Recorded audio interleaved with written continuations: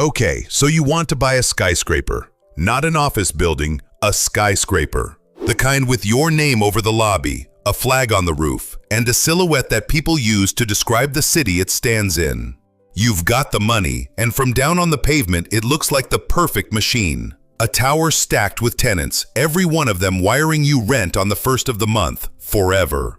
But here's the strange part. The skyscraper is the only asset on Earth where you can pay $1 billion, fill it with paying tenants, run it flawlessly for years, and still lose every single cent because of a decision made in a room you were never invited into.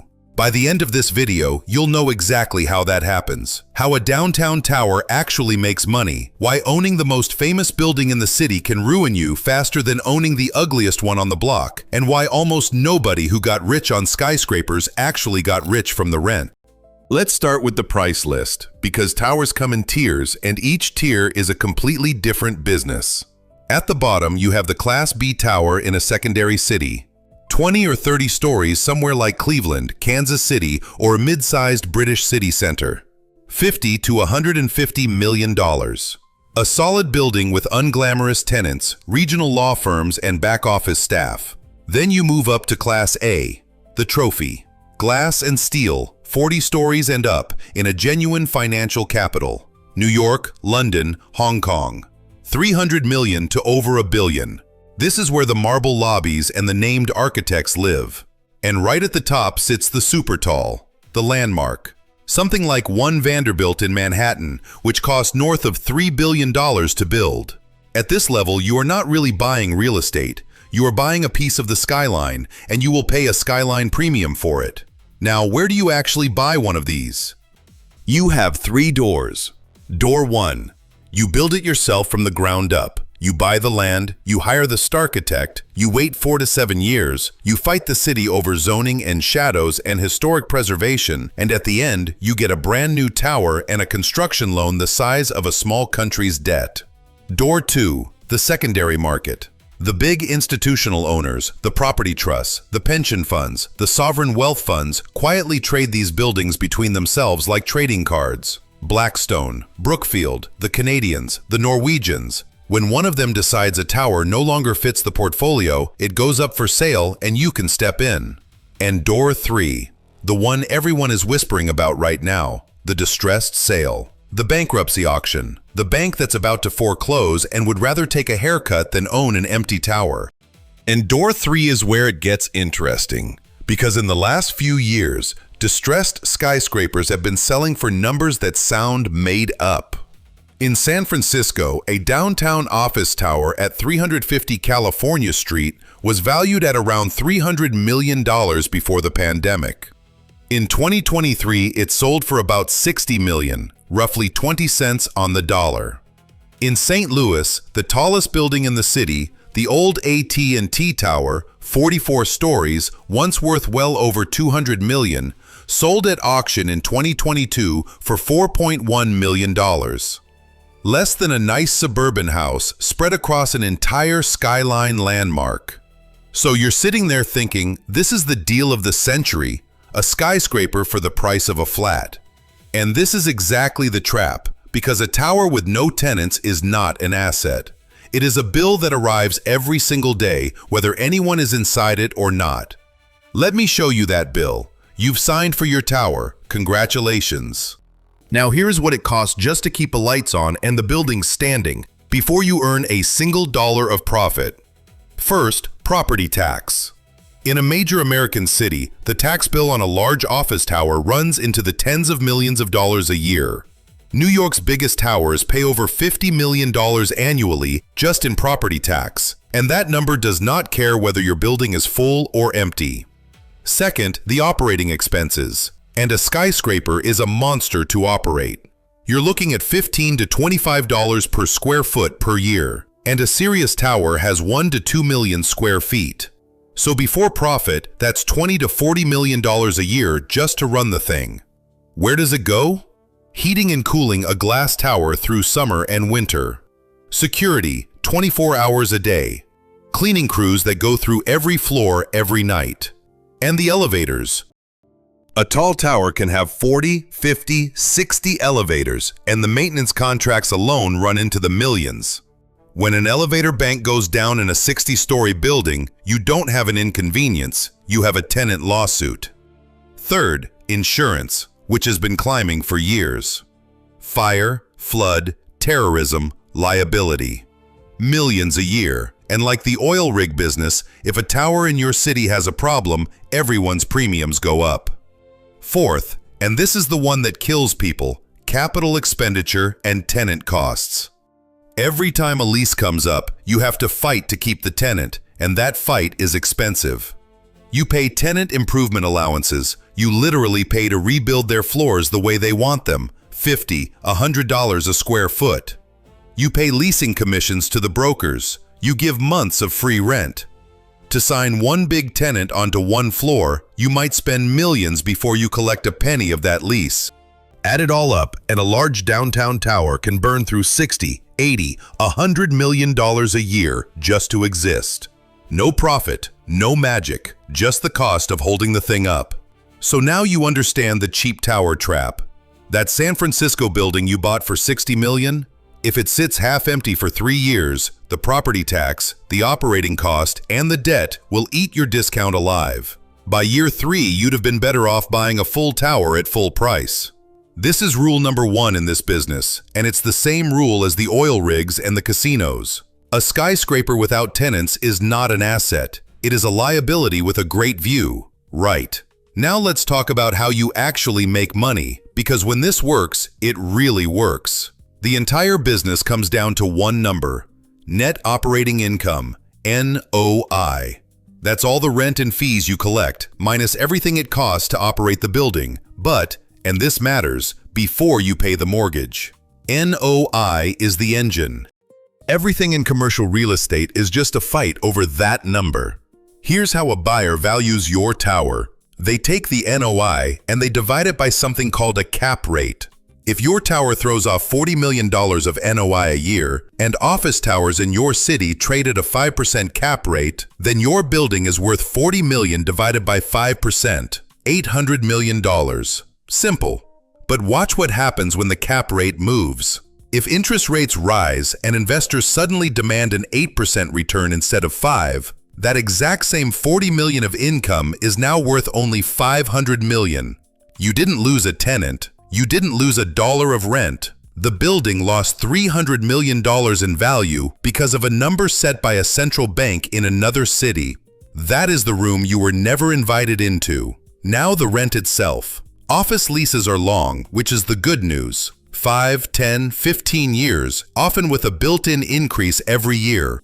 A big anchor tenant, a bank, or a law firm taking 10 floors is the foundation of the whole building. Their lease is what the bank looks at when it lends you the money. But that same anchor is your single biggest risk, because the day a major tenant announces it's leaving, moving to a newer tower, or just shrinking because half its staff now work from their kitchens, your building's income, and therefore its entire value, falls off a cliff. And there's a quieter killer underneath all of this, something the industry calls flight to quality. When demand shrinks, tenants don't simply disappear, they trade up. The companies that stay take the chance to move into the newest, shiniest tower for the same rent they used to pay for an older one, because the landlord of the new building is desperate and offering a year of free rent to fill it. So the brand new towers stay full, and the 15-year-old building that was Class A the day it opened slowly becomes yesterday's tower.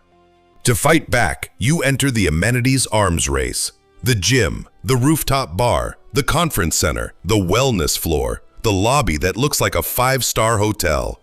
Blackstone paid $1.3 billion for the Willis Tower in Chicago, the building that was the tallest in the world for 25 years, then spent hundreds of millions more renovating it, adding shops and restaurants and a viewing deck just to keep it competitive.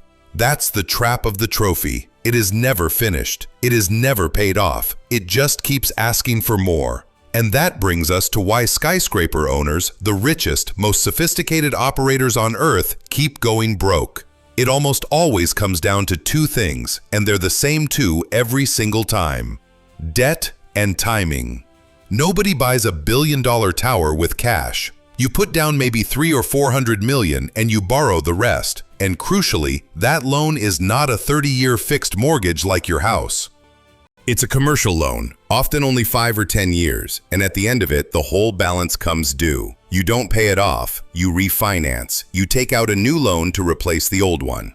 And that works beautifully, right up until the day it doesn't. Picture this. You bought your tower in 2015. Interest rates were near zero. Money was basically free. The building was full. Life was good. Your 10-year loan comes due in 2025. Except now interest rates have tripled. Your building is only 70% full because half your tenants downsized after the pandemic. And the bank that was happy to lend you $800 million is now willing to lend you maybe $5. You have to find $300 million in cash immediately just to keep the building you already own. Most owners don't have it. So they do the maths, and the maths says something brutal. The building is now worth less than the loan against it. The rational move is to stop paying and hand the keys back to the bank.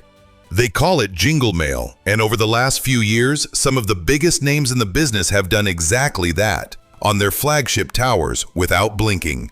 It's not emotion, it's arithmetic. This is the office apocalypse you've been hearing about. When the pandemic sent everyone home, office demand cracked, and it never fully came back. Across the United States, office vacancy has hit around 20%, the highest in modern history. Economists at places like NYU have estimated the pandemic wiped out hundreds of billions of dollars in office value nationwide, with one widely cited study putting the long-run hit at over $500 billion. And there is a wall coming. Well over $1 trillion of commercial property loans mature in the next couple of years, and a huge slice of that is office towers worth far less than they were when the loans were written. Every one of those is a refinancing fight waiting to happen. Let me give you the names, because this isn't theory. 666 Fifth Avenue in Manhattan. In 2007, at the very top of the market, the Kushner family bought it for $1.8 billion, a record for a single building in America at the time. Then the financial crisis hit. The building couldn't generate enough rent to cover its enormous debt. And for the better part of a decade, it was a slow-motion disaster that nearly took the whole company down. They were only rescued when Brookfield stepped in and effectively took it over on a 99-year lease. They paid a record price at the peak, and the peak is the most dangerous place to buy. Then there's the great San Francisco unwind, where entire trophy towers were handed back to lenders and buildings that sold for hundreds of millions changed hands for a fraction. Even the giants aren't immune. Blackstone, the largest commercial landlord on the planet, has defaulted on individual office loans when the math stopped working. Not because they ran out of money, but because throwing good money after a sinking building is exactly how you stop being the largest landlord on the planet. Now you've heard the obvious solution. If the offices are empty, just turn the skyscraper into flats. People need somewhere to live, the city wants the tax base, everybody wins. And sometimes, yes. But here's why it almost never pencils out. Office towers were built deep, with a huge distance between the windows and the core of the building. That's fine for desks, but flats need windows, and nobody wants a bedroom 30 meters from the nearest pane of glass. The plumbing was built for a few toilets per floor, not a bathroom and a kitchen for every apartment. To convert a tower properly, you often have to gut it down to the bare steel, and by the time you've done that, it can cost more than knocking it down and starting again. For every conversion that works, there are 10 that get studied and quietly abandoned.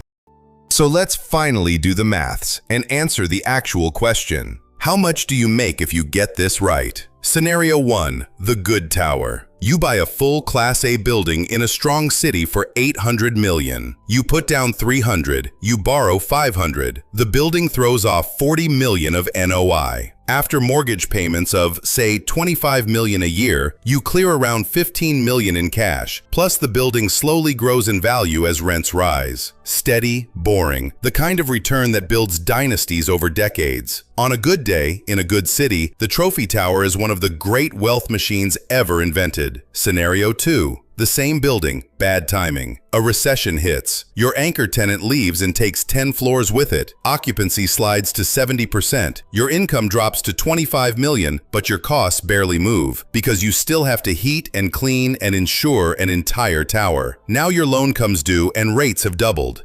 You can't refinance. The building is worth 500 and you owe 500. Your 300 million of equity is simply gone. Not reduced, gone. And you walk away.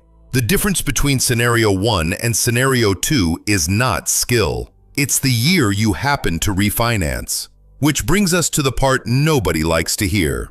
The people who got truly rich on skyscrapers mostly didn't do it from the rent. They got rich on the land underneath, bought decades ago for nothing and now priceless. Or they got rich as developers, building the tower and selling it to the next buyer at the top, walking away before the music stopped. Or, honestly, they would have done better taking that 300 million in equity and putting it into a basket of the very companies that own these towers, collecting the dividends, riding the long-term climb, and never once having to negotiate an elevator maintenance contract or beg an anchor tenant to stay.